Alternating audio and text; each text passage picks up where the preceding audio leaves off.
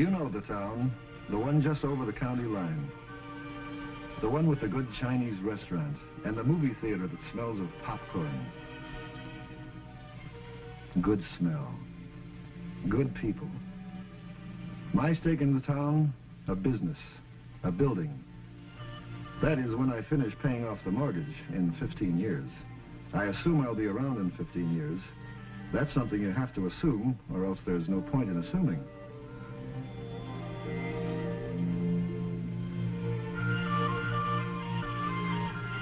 No one thinks about it much anymore. Too many crises, too many scares. So we push it to the back of our minds, where it waits, staring, bright-eyed, silent, more or less.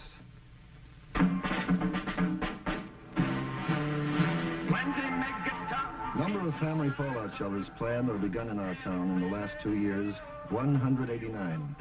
Number completed, 5. They're gonna live in my fallout shelter. Some say it was apathy, indifference. Others say it was all that talk about standing at the door of your home shelter with a gun and shooting your neighbor down if he tried to get in. That didn't sit well with our people. But the coming of the National Shelter Survey and the idea of finding community shelter for everyone seemed to put the matter in a brand new light. Schools, hospitals, commercial buildings, apartment houses. 168 potential community shelters which could accommodate our entire population, plus any additional shoppers or workers who might be in the area during an attack. The hypothesis then, Mr. Mayor, is a nuclear attack.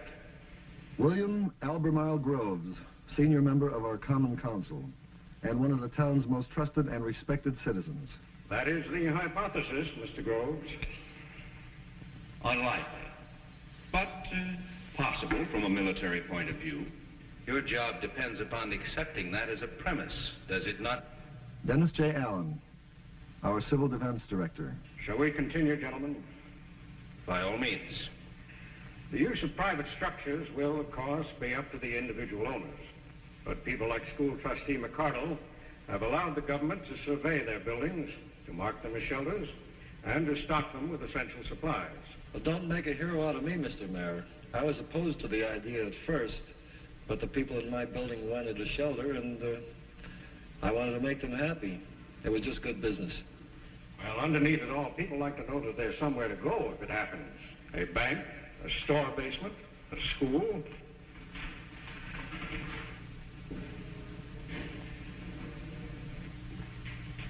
Why a school? They're located where people live. They're usually the most substantial buildings in the neighborhood, and the children are there during most of the daylight hours. That's a quarter of your population to begin with. Our 8 school buildings could protect 5,000 people from nuclear fallout. At what cost, Mr. Mayor? For Jackson High, virtually nothing. For Grammar School 2, additional ventilation at a cost of $5 per person sheltered. For Grammar Schools 1, 3, 4, 5, and 6, modifications at a cost of $40 per person sheltered. For Grammar School 7, now under construction, an additional cost of $35,000. Total cost of all modifications combined, $163,125.11. To be paid by whom? By the people, naturally. Will the doors of these shelters be thrown open to everyone? The schools always did belong to everyone.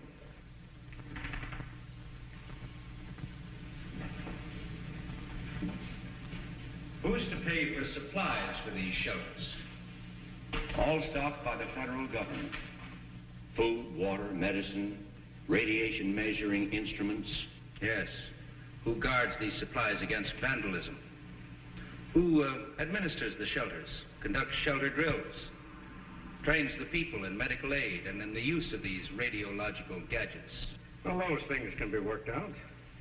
Or dropped entirely, Mr. Mayor. Not only is this not a matter for the schools, but in times like these, I can think of no more futile, negativistic approach than burrowing into the ground, and at these staggering costs. We can raise the money. And do without furniture, books, a cafeteria for Grammar School 2, more teachers for Grammar Schools 3 and 5, where we already have more than 40 pupils in a class. We want them to be 40 live pupils. I want them to be 40 live pupils, too. But I deny the issue is survival. Because for the first time in human affairs, to kill is to be killed, and to let live is to live. An uneasy balance, to be sure, but the beginnings of peace. Now, if we're going to spend our money, let's spend it bolstering peace. Best fallout protection we have. We all believe in working for peace, but that doesn't mean we can't take reasonable measures for defense. What is a reasonable defense against total destruction? Tell me what will be left for those people when they come up out of their holes. Shall we begin with life?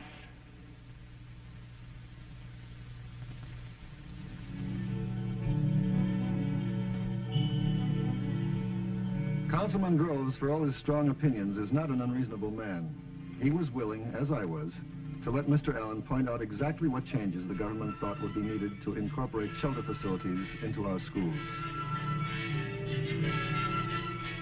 There was a lot of technical talk, Rankins, PSIs, protection factor 100. But it all came down to something simple, the ABCs of fallout protection.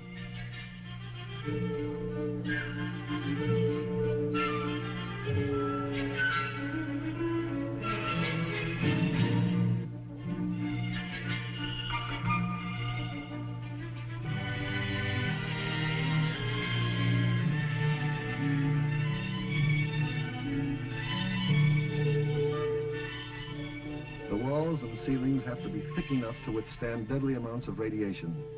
And if they're not, you make them thicker. And when all is done and you're protected by thick basement walls, you have to breathe, which means a system of ventilation.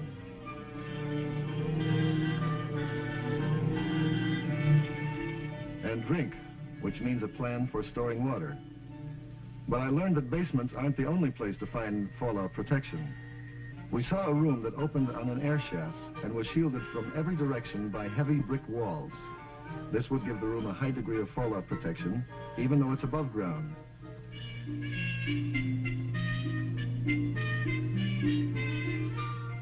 Rooms like this, and windowless rooms in the core of a building, can increase the shelter capacity quite a good deal. God grant they never have to be used.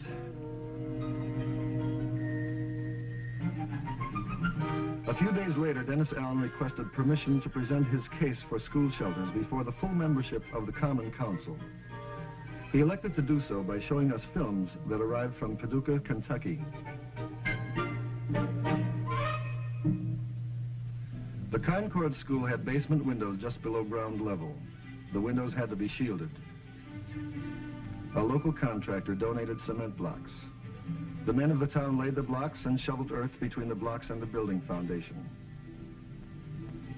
Then flowers were planted along the new wall of defense. An independent power supply was installed for pumping water and providing lights. Eventually, the new shelter for 600 persons was stocked with a 2-week supply of food, which is maintained at all times. If Paducah could do that much by itself, why couldn't we do as well?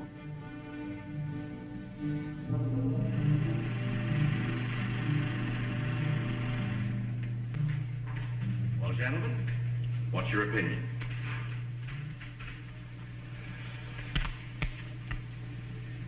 Gentlemen, I have a list here of some 370 items vitally needed by the public. It was quite a list. It not only covered our schools, but took in everything else needed by other departments of our city government. And it was obvious that, in his opinion, all these needs were more immediate and far more urgent than fallout protection. And so it went for 45 costly minutes before he moved at the council table the motion, put the proposal aside, at least for the time being, which in this case could mean forever. The count, 2-4, 3 against any immediate consideration of putting shelter in our schools. Dennis Allen does not give up easily. He persuaded Mr. Groves to accompany him to a model community shelter that had been set up in a neighboring county. A shelter that doubles as a meeting place for civic groups, proving that money for fallout shelters can also buy useful peacetime facilities. Allen also demonstrated the use of what Groves had called a radiological gadget, a dosimeter.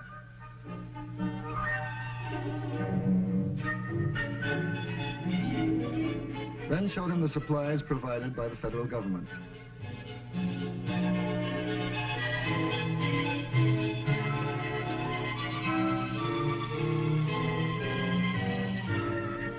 But if a change was forthcoming in Groves, the dent was still to be made.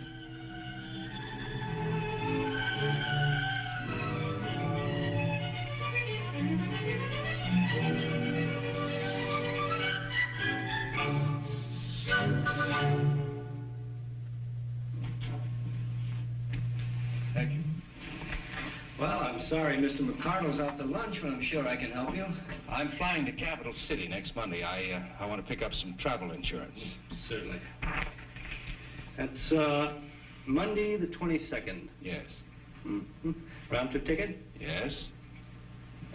Now, who do you want as a beneficiary on this? Mrs. Alice Groves, 29 Cedar Lane. Mm-hmm. And second beneficiary? Holly Groves, age 12. Mm-hmm. Now, how much insurance do you want? Well, I should think about $500. Hello, Bill. Oh, George. I'll take over, Freddie. Fine. Thank you.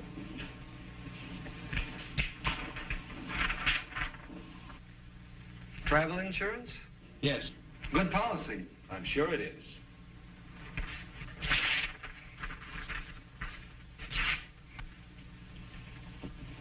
Why did you do that?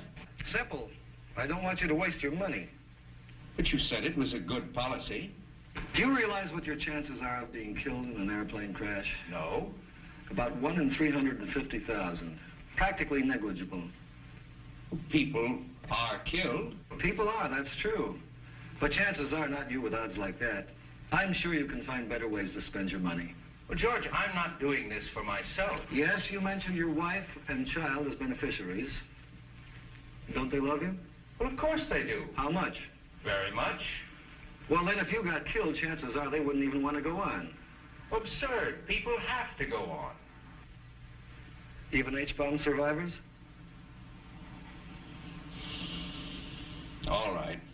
You've made your point, but my time is limited, so if you'll please get a new application. No. I wasn't fooling. I'm not going to sell you a policy. They sell them out at the airport, George, in machines. I only came here out of friendship. Show friendship to the people of this town. Give them some insurance.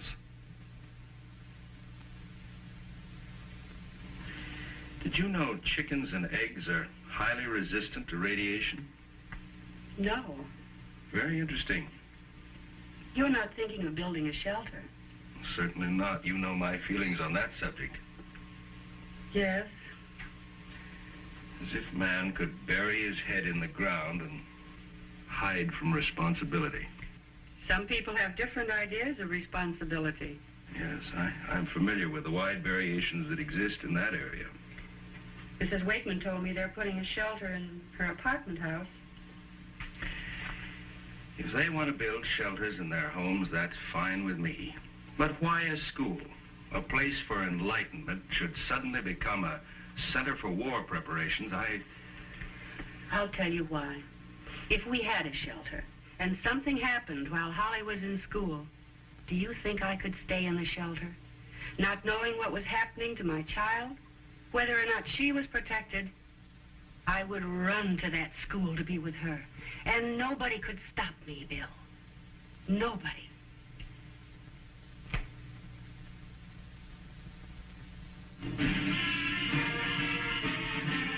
It was 2 weeks later, at a public meeting in Jackson High, that I saw Councilman Groves again. First item on the agenda was a plea for money for the high school band. After which Mr. Allen had permission to address the group on community shelters. As always, he included a definition of fallout. When a nuclear weapon explodes, many tons of vaporized earth are sucked up into the cloud, and there they become radioactive. These radioactive particles fall back to the earth up to hundreds of miles from the point of explosion, forming a dangerous blanket over buildings, fields, and roads. Exposure to a large amount of fallout radiation can cause severe sickness and could result in death within a few weeks. But the danger is a temporary one, since fallout decays rather rapidly after a nuclear blast.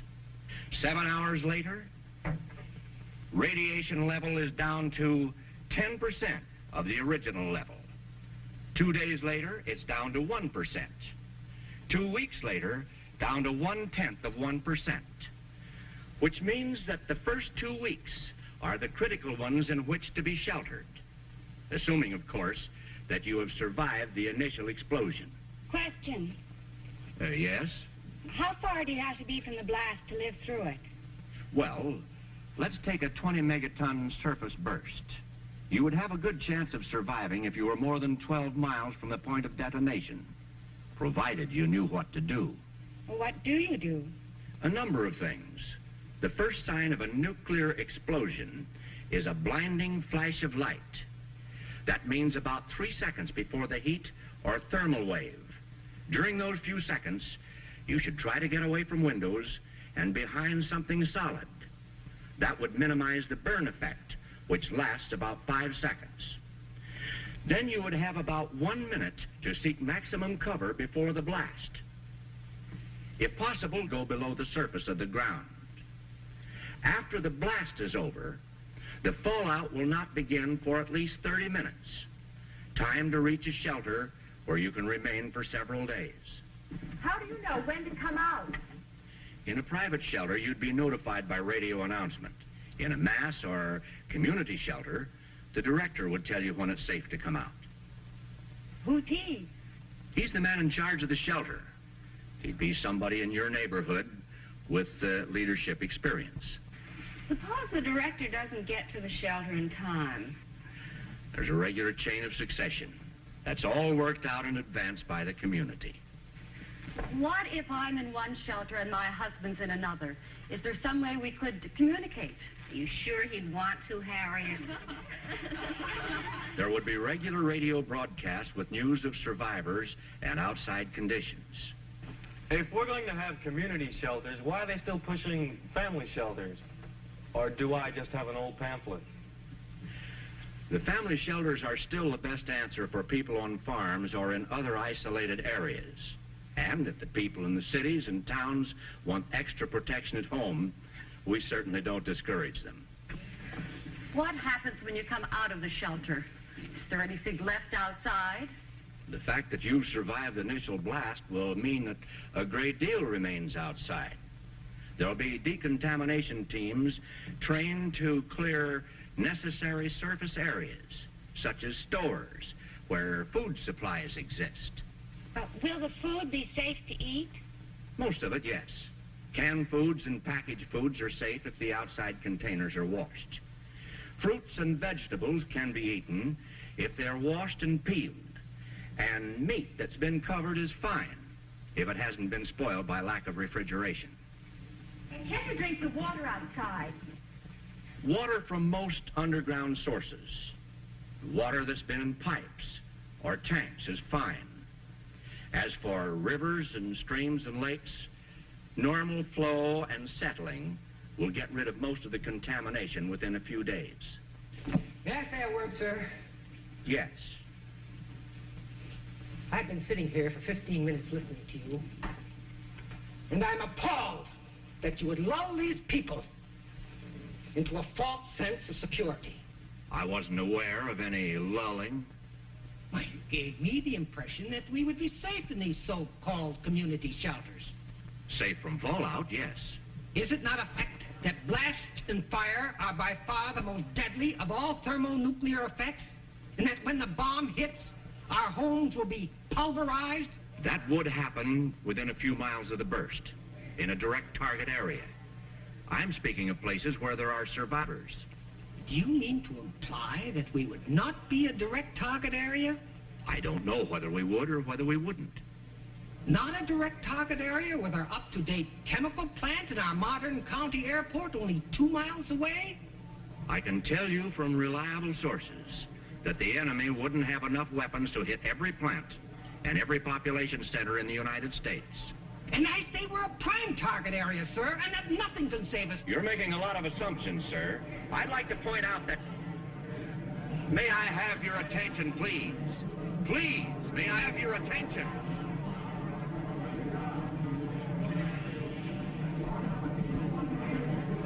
I would like to answer the gentleman's comments, if I may.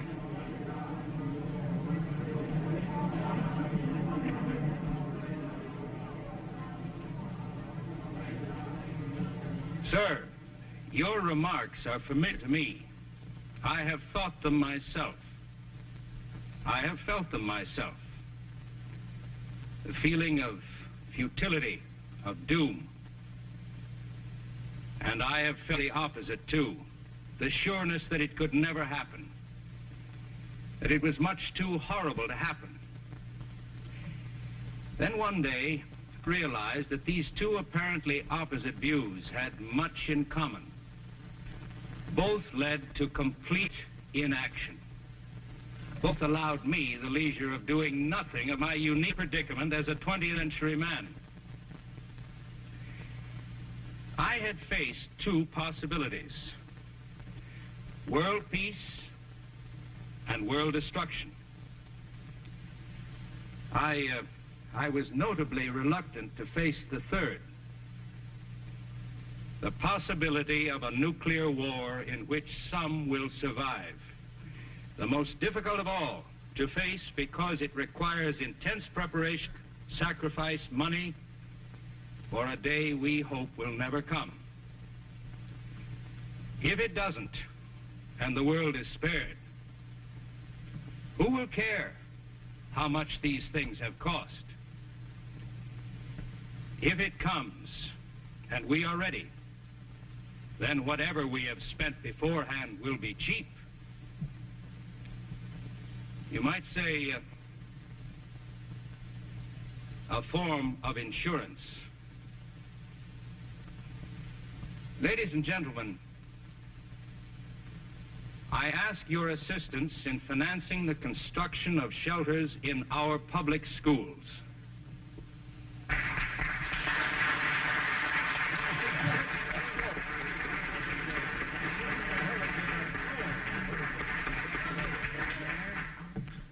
Tomorrow morning, I shall propose to the Common Council an ordinance by which the town corporation will share those civic groups who wish to contribute the expenses of incorporating shelter facilities into our public schools. Chain reactions are easier to start than to stop. Within a few days, plans were drawn up for a shelter in Grammar School 2, a shelter that doubled as a badly needed cafeteria. While other schools, work has begun to raise shielding to minimum protective levels. And it wasn't just schools. It was many buildings, public and private. In some, much work remains to be done, and will be done, because people have started to care. Like these doctors and nurses who have begun to give self-care medical lectures to housewives and businessmen, vital knowledge for shelter living. And the radio hams who came forth with the skill and equipment needed for emergency broadcasts in case of attack. Community action, no telling where it'll end.